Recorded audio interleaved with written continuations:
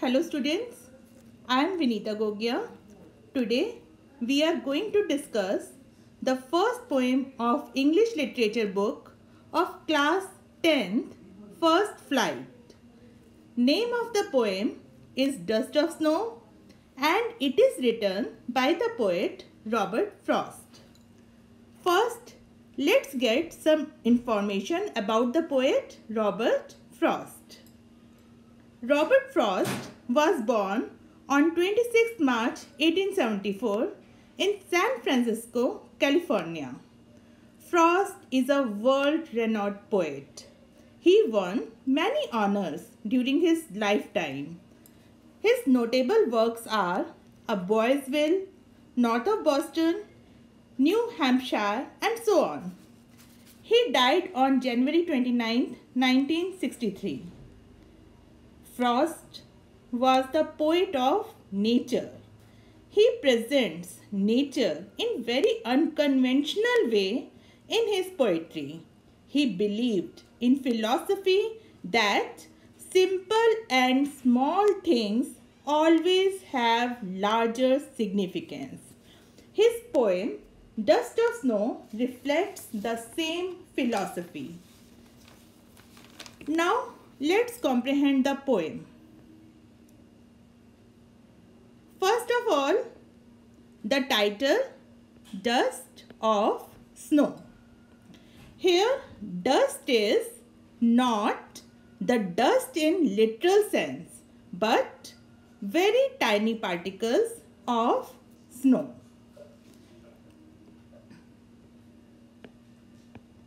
Now, look at the poem. The poem is very small, having 8 lines only, or just 2 stanzas. The incident described here is also very simple. In the poem, the poet describes that it was winter season. The poet was quite upset. He was in sad mood. He passed by a hemlock tree covered with snow. Suddenly, a crow alighted on the hemlock tree, resulting in falling of the snow onto the poet. This sudden fall changed the poet's mood and he became happy.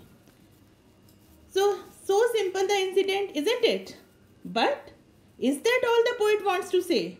Or he wants to convey something else, something deeper, something more significant.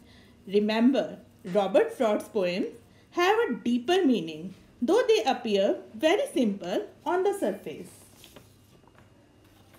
Let's read the poem and find out what the poet wants to convey.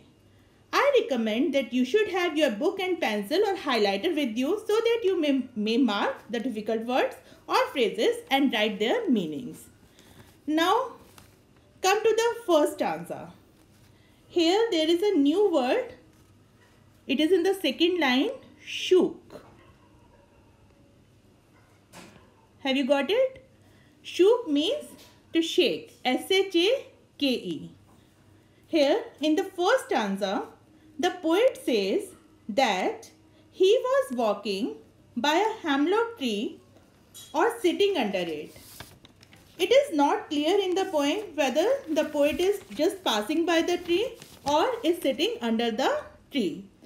But when he was in the proximity of the tree, a crow did something to the tree.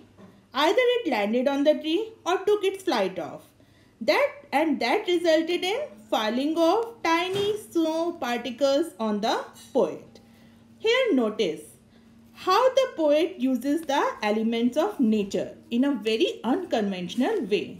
The poet takes a crow and a hemlock tree as the agents of nature. Now, you may have read other poems also. Tell me, what kind of birds the other poets describe in their poems? They are usually the beautiful and melodious birds like cuckoo, peacock, nightingale.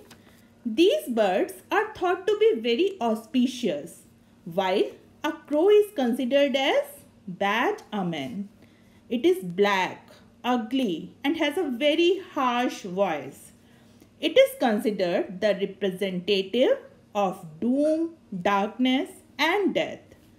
Likewise, the trees are generally praised in poetry for their life-giving properties, like pine tree, oak tree, maple tree, and so on. But here, poet takes a hemlock tree, which is not the supporter of life. It is a poisonous tree. So, the poet, instead of describing the auspicious elements, has taken the representatives of negativity, that is a crow and a hemlock tree. Now notice again, the combined action of these two elements results in falling of dust of snow.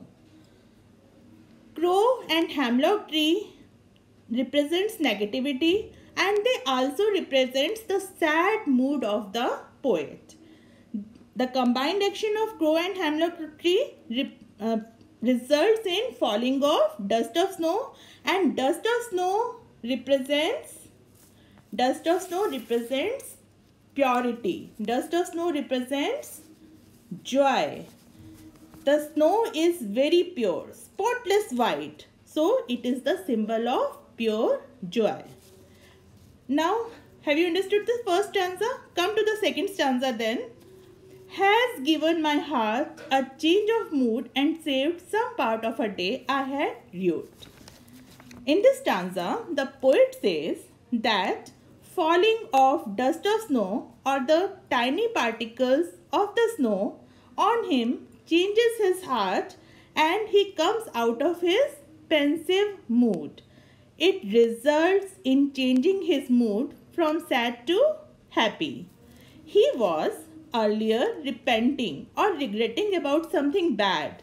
His day was getting wasted, but now his mood is changed and his day is saved from getting wasted. So, this is the poem Dust of Snow written by Robert Frost.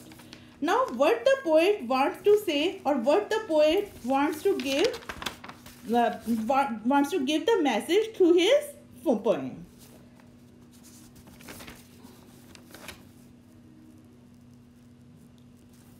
It might be, or you might call the message the central idea or theme of the poem.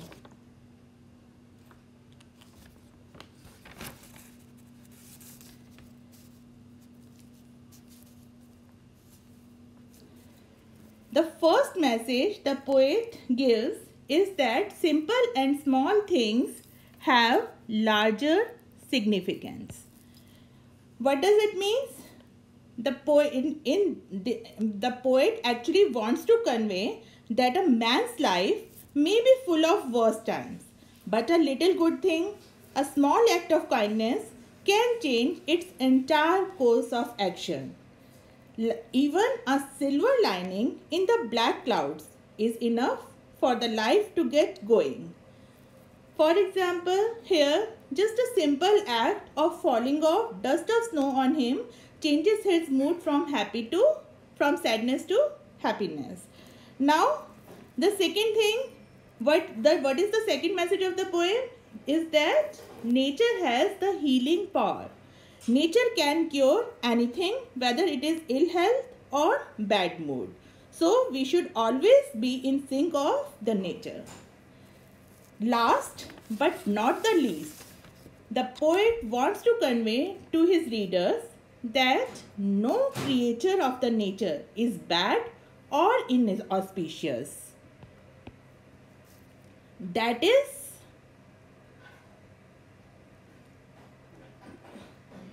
the way the nature has made every creature, and all of them have their own importance.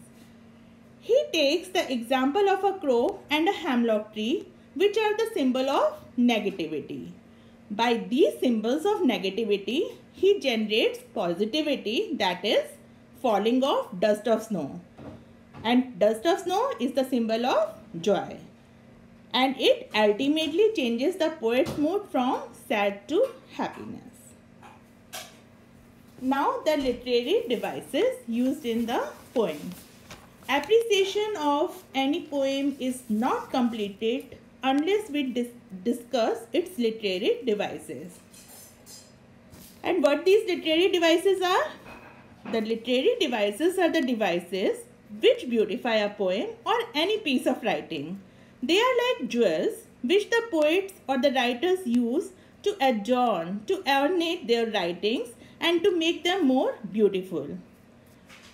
The first literary device used in the poem is the rhyme scheme.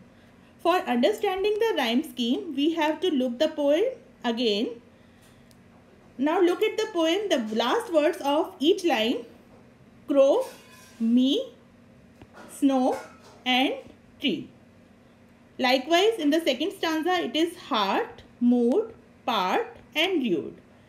Now notice, the sound of crow is just like the sound of snow, and sound of me is just like the sound of tree. So the first sound crow, we give it a name A. The second sound me, we give it a name B. Now the third sound snow, it is just like crow, so we again give it the name A. Tree just rhymes with me, so again it is B. Then in heart there is a change in sound and now we give it a name C. Mood, again there is a change, then it is D. Part, it rhymes with heart, so it is C, and rude rhymes with mood, so it is D. So the rhyme scheme of the poem is AB, AB, CD, CD. The second literary device used here is alliteration. What is alliteration? When there is repetition of a consonant sound, we call the figure of speech as alliteration. Like in the lines, look at the line in second stanza, the first line, has given my heart. Here the sound of H is repeated, and again in this stanza, in the third line, and saved some part. Saved and some, the sound of S is repeated. So here in these two lines, the figure of speech is alliteration. The third figure of speech used in this poem is metaphor. What is a metaphor? Metaphor is a poetic device or a literary device by which we compare two unlike objects. There is one other poetic device by which we compare the unlike objects, and that is simile. But there is a difference. In simile, when we compare the objects, we say that that object is like that object. Like if the poet has used simile instead of metaphor, then the poet would say that snow is just like the dust. But here the poet make a fusion. He fuses the two words dust and snow by saying that it's dust of snow. The dust does not literally means dust, but they are the tiny particles of snow or the snowflakes. So the figure of speech used here is metaphor. Now come to the next figure of speech, that is enjambment. What is enjambment? When a single idea is just not limited to a single line but is prevalent in two or more lines, then the figure of speech or the poetic device is enjambment. Look at the poem. The way a crow shook down on me the dust of snow from a hemlock tree has given my heart a change of mood and saved some part of a day I had ruled. Now, the single idea is prevalent in the whole poem, so the figure of speech used here is enjambment. Now the next figure of speech is symbolism.